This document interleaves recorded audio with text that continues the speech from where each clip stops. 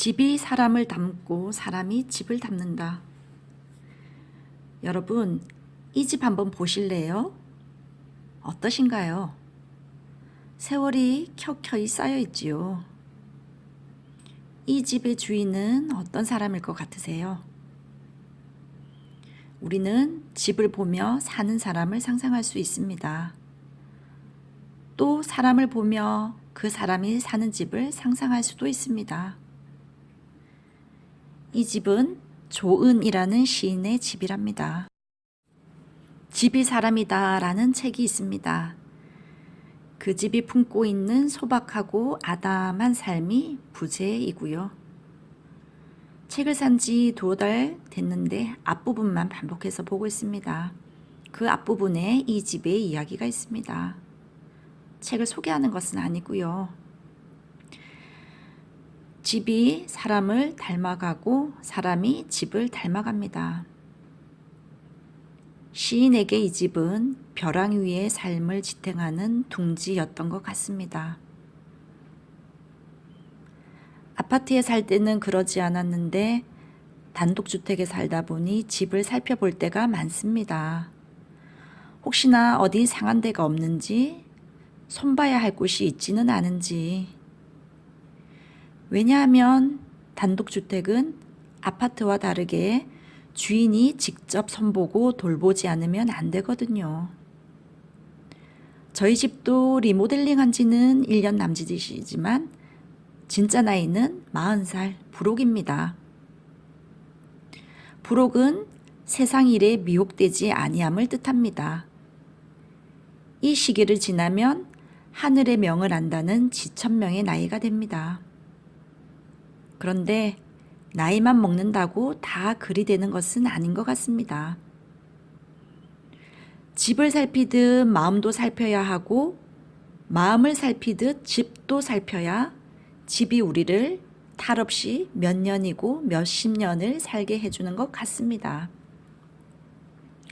책으로 그의 이야기를 읽고 사진으로 그의 집을 보면서 문득 그의 시가 궁금해졌습니다. 소개해 드릴게요.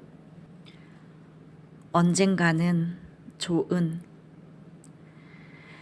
내 삶이 얼마 남지 않았음을 깨닫는 순간이 올 것이다. 그땐 내가 지금 이 자리에 있었다는 기억 때문에 슬퍼질 것이다. 수많은 시간을 오지 않는 버스를 기다리며 꽃들이 햇살을 어떻게 받는지, 꽃들이 어둠을 어떻게 익히는지 외면한 채 한 곳을 바라보며 고작 버스나 기다렸다는 기억에 목이 메일 것이다. 때론 화를 내며 때론 화도 내지 못하며 무엇인가를 한없이 기다렸던 기억 때문에 목이 메일 것이다. 내가 정말 기다린 것들은 너무 늦게 오거나 아예 오지 않아 그 존재마저 잊히는 날들이 많았음을 깨닫는 순간이 올 것이다.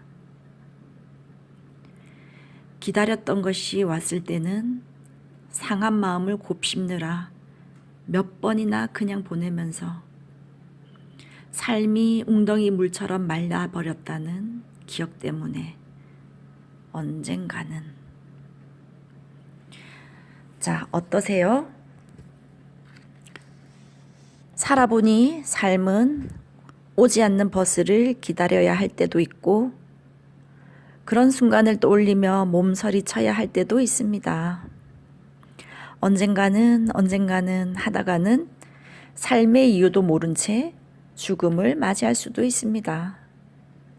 하지만 지나고 보니 어느 순간 귀하지 않은 때가 없었고 한편으로는 아프지 않은 순간도 없지만 그러면서 내가 살아가는 이유를 하나씩 알아가는 것이 아닐까 하는 생각도 듭니다.